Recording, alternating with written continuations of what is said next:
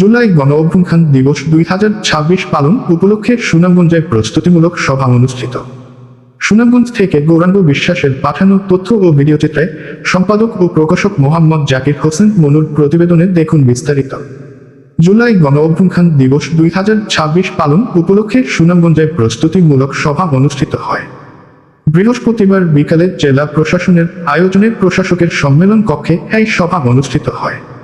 সুনামগঞ্জের জেলা প্রশাসক মোহাম্মদ মিনহাজুর রহমানের সভাপতিত্বে ও অতিরিক্ত জেলা প্রশাসক সার্বিক মতিউর রহমান খানের সঞ্চালনায় প্রস্তুতিমূলক সভায় বক্তব্য রাখেন অতিরিক্ত জেলা প্রশাসক রাজস্ব তাপস সিং, অতিরিক্ত জেলা প্রশাসক শিক্ষা ও আইসিটি শাকিলার রহমান, অতিরিক্ত পুলিশ সুপার সদর সার্কেল চাতক চাকমা, জেলা বিএনপি আহ্বায়ক কমিটির সদস্য ও সরকারি public prosecutor advocate Mallik Muinuddin Sohel, advocate Sherenur Ali, জেলা বিএনপির সদস্য ও জেলা হিন্দু বৌদ্ধ খ্রিস্টান কল্যাণ ফ্রন্টের আহ্বায়ক বাবু অশোক তালুকদার, সুনামগঞ্জ জুলাই যোদ্ধা আন্দোলন কমিটির সভাপতি হাফিজুল ইসলাম রাজু ও শান্তু প্রমুখ।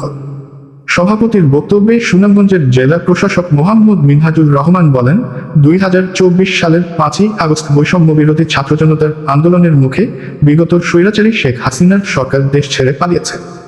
এই জুলাই আন্দোলনে যারা শহীদ হয়েছেন তারা দেশ ও জাতির পদপ্রদর্শক, জাতি তাদের সব সময় শ্রদ্ধার সাথে স্মরণ রাখবেন। তিনি আগামী 26শে জুলাই গণ অভ্যুত্থান দিবস সুনামগঞ্জে যথাযোগ্য মর্যাদায় পালনের জন্য সুনামগঞ্জবাসীর প্রতি আহ্বান জানান। আর উনি যারা আছেন সাথে পয়সা প্রশাসন সহ ওনারা বিদ্যাসারা পয়সা এটা সুস্পষ্ট কোন কমিটিটার মধ্যে পরবর্তী আলোচনা বিষয় চাই যে আমাদের পরবর্তী যে সিদ্ধান্ত আমাদের মিশে আমাদের যে সকল আছে সরকারি ও বেসরকারি বিনোদনমূলক স্থান সেগুলো সার্বিক সুনামগঞ্জ আহ্বায়ক অতিরিক্ত পুলিশ সুপার সুনামগঞ্জ সদস্য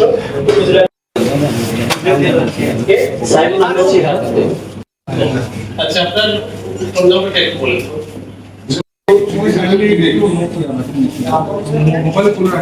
যেটা আমাদের সরকারি হসপিটাল, কারাগার, সরকারি শিশু পরিবার,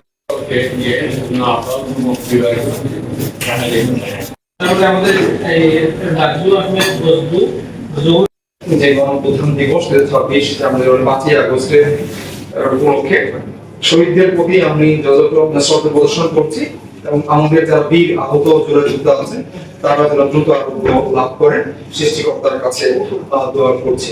তো আমরা সরকার নির্দেশিত যে প্রোগ্রামগুলো আমাদের বাস্তবায়ন করার কথা বলা হয়েছে, আমরা সবাই সুচিন্তিত। হসপিটাল আছে, কারাগার আছে, সরকারি শিশু পরিবার আছে, তার সাথে উন্নত মানের খাবার